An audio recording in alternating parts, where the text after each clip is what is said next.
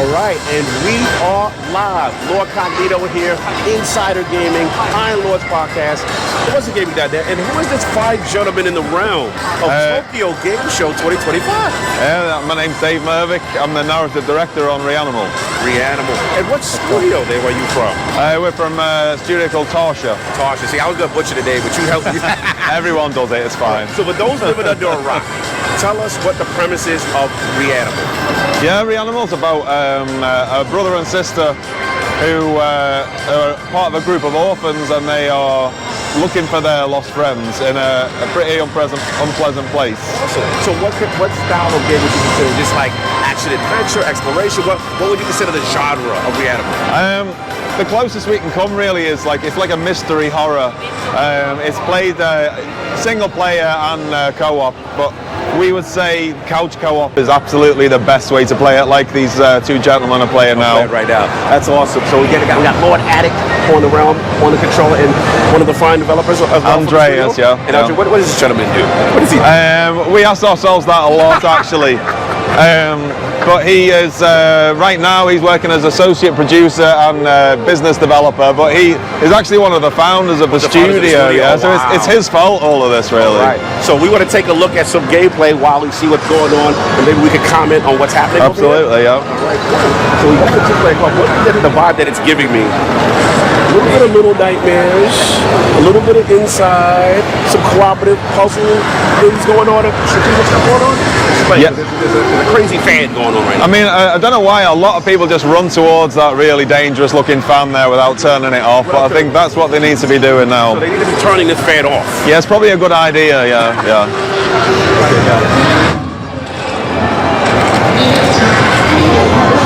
we got that going on.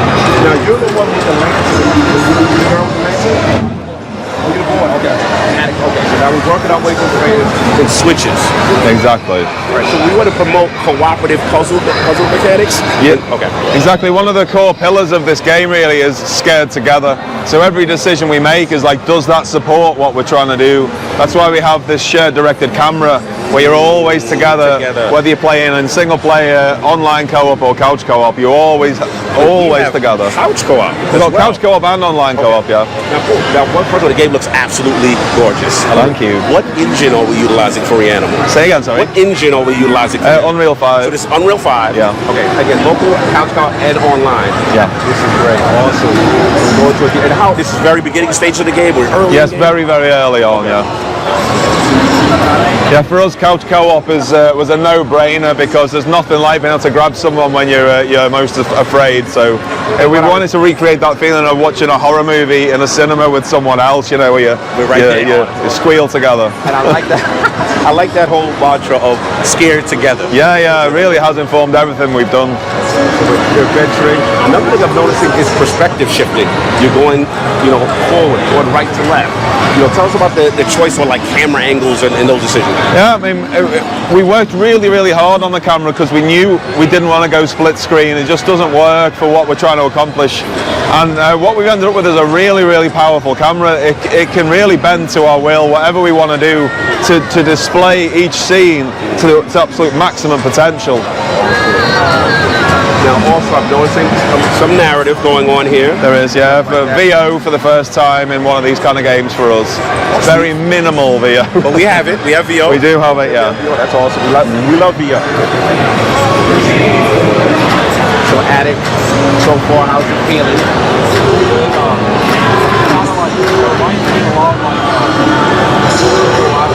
Like a little nightmare? Okay. Okay. It definitely has some inside and not too far. But I enjoy cooperative experience. Yes. So moving switches, getting the lights going. Is that a bag? Yeah, now we got to talk about this bag over the head. We got to explain this. What's happening with this bag over this head? Hopefully some of that will become clear by the time you finish the game. But we always like to obscure our characters' faces. I think practically speaking, it gives you so much more connection with the characters when you use your imagination to imagine what's going on. Also, it just creates a sense of intrigue, you know, and we've done it ever since, you know, back City of Metronome prototype. We did the same with Little Nightmares, of course. But we did it with Static, our VR game, where we pixelated the only character you could see. We pixelated his face, which again was very core to the story. Once you know how that game plays out, it makes sense that that character's face is obscured. So it's just a thing that we think really works. I kind of like it too, because it adds to what I consider like atmospheric storytelling. Like, you don't kind of give everything to the player immediately, kind of let things figure out, let things develop. Yeah, and it's always rooted in the story. It's not just this wanton, you know, put something on someone's heads because it's part of the brand, if you like. It's like, you know, if something's rooted in the story, whether it's the location or the way they behave, their animation, it all feels a lot more congruous and part of a whole, you know. It's really important to us, that. So what's going on now with this pipe? What's happening here? Well, again, this is like a nice example of that, you know, it's not so much like novelty co-op that we do. It's like even in some of the simplest interactions where someone has to create a path for another player, there's some real pleasure in that, and we thought it was too simple. But seeing people play, you've got to start thinking in a different way when you're playing co-op. So really cool. In that example, you know, one person has to hold onto this spinning barrel so the other can get across, but people notice that if they let go, then they can kill the other player. Wow. And it was kind of disappointing how many people did that once they realized. Now, how do you handle that player who consistently messes up with the team? Like, how does the game deal with that? Or just one of those things where, hey, they got to figure it out so you get together? Yeah, I mean, if something feels too difficult, then of course you got to recognize that. We're always iterating. This feels too hard, this feels too easy and stuff. But also, it's very important to be kind of generous with checkpoints, I think, because no one enjoys the run back. But I don't. I hate the run back. I hate the run back. Yeah, it's become a thing now, you know, like thanks to From Software, I guess. I want to be good at those games. I'm terrible. I'm the same way. I don't need that stress in my life. No, exactly. So I appreciate a good checkpoint. Yeah, and they did that with the original Tomb Raider games as well. Like, there's no fun in just running back to where you were. It's so much more fun to just have the challenge and really, really nail that, you know, every time. So as far as development, how far along are we in development? We are very, very close now. This is just bug fixing and polishing the last bits of the game. So we're out Q1 next year. Q1 next year? We are, yeah. And so, platforms, what are we looking at? Playing Switch? All of those ones. All of those ones. Okay. Now, random question. I would not get upset if they didn't have it. I know we said online, you got couch co-op as well. Yeah. Will there be any idea for cross-play or no? We keep it. Yeah, it's cross-play as well, isn't it, Andreas? Cross-play as well? Or yeah. Between platforms or co-op?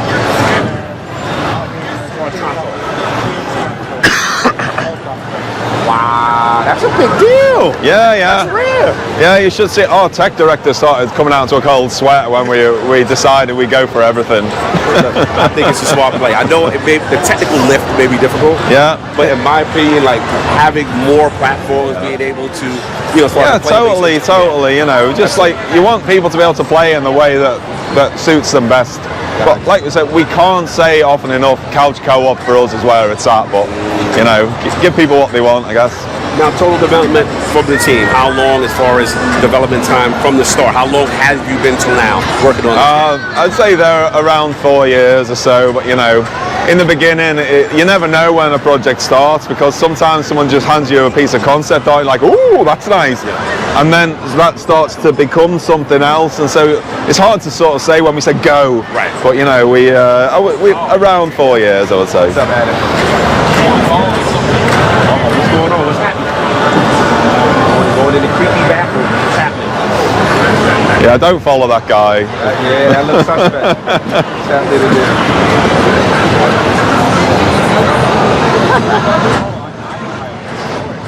That was like the end of Blair Witch. Yeah, that's a Blair Witch. Whoa, what is happening? Oh. He's just going inside a corpse. We are literally going inside a corpse.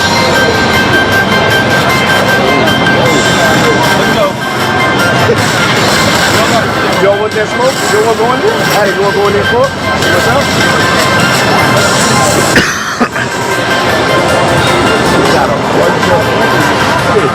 Plunge together, that's another of our core pillars. Hey, yo! He plugged the whole body out the toilet?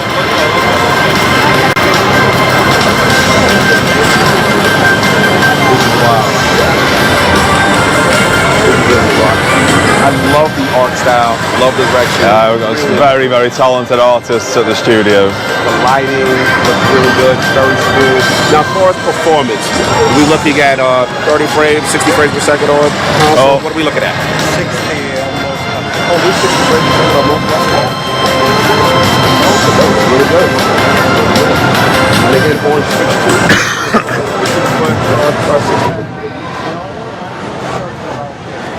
Okay, when we talk about, for example, Series X, PlayStation. Okay, got it. PC as well. And Switch will again have cross play as well with the other platform. Awesome, that's great.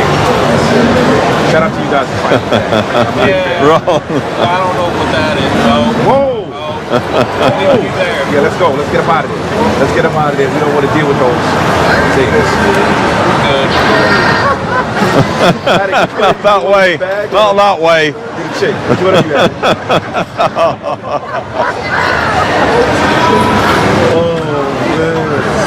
So this is a good example of like a kind checkpoint, because you know you start at the beginning and at least you kind of know now hit that run button straight away.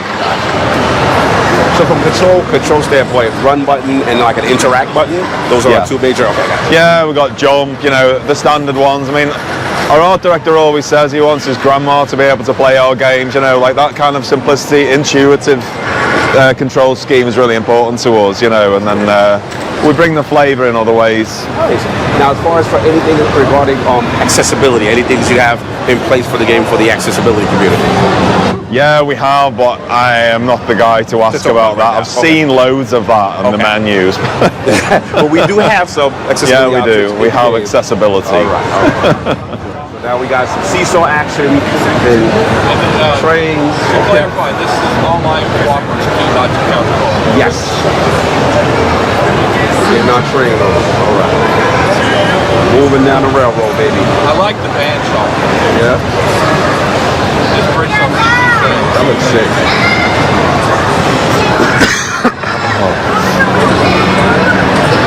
Again, this is still early in the game. We're in the very beginning of the game, or we're like a vertical slice later in the game? No, it's very early on. I mean, this demo doesn't begin at the very beginning of the game. That's actually going to be released, that demo, the public demo, Steam Next Fest, early October, and that is the very beginning of the game up to the point this demo ends. So. Awesome. What question you got at it? Demo carry over to the real game? So is there a demo, and if it does, carry over to the real game? No, I don't think it will, no. Okay. There'll be a separate vertical slice just to be able to get an idea It's of the basically gameplay. like the opening 20 minutes or so of the game, but it won't. I don't think it'll save your save point, so you can just continue on. But I love it when the studio is confident, in my opinion, like to put a demo out there. Because it's brave, you know. You say, hey, we're proud of what we have right here. Want you guys to experience it. Yeah, exactly. That's like one of the things we hear most in the community is like they want a demo. So people who can't go to Gamescom or go to TGS, you know, then it's out soon for that. But what's the best piece of feedback that you receive from the community in reference to Reanimal? I mean, so far it's been really positive. I mean, the wider community have only really seen like this like 30 minutes gameplay footage went out, and then the 2 trailers and teaser. So they haven't had. We tend to only give them some morsels before the real game comes out, but the feedback we got in Gamescom was just more than we ever could have hoped. You know. What is that in the back? I'm sorry, it was freaking. What the hell was that? It's best to not ask what that is. I think. No. Oh hell no! Oh hell no! Oh, that wasn't me. I didn't say it wasn't him. Oh man, you good, Alex? Are you satiated? You got a little more. You good? All right. So we're gonna end it for here. I do want to play. I want to see one more. Okay. You got one more. You got one more. You're very, very close now. You're very close. You're very close, Alex. Whatever you do, do not get caught by that thing. Hide. Oh, this is the high thing. Oh, that's Shaun. So this guy's called Sniffer. He's like the first real monster that you find in the game. He's not nice. Look at Are there a variety Are there a variety of monsters? of monsters in the game? As ever in our games, Big Stiffer is outside, and he's looking. Now, The player. That is hilarious. It's boss battles? Yeah, in our way. I mean, it's not like a, not you like know, a combat kind of thing. no gauges or anything like that, but you do have like the, you know, the guardians of the end of the level kind of. Hey, yo! I don't like That's not how you do stealth.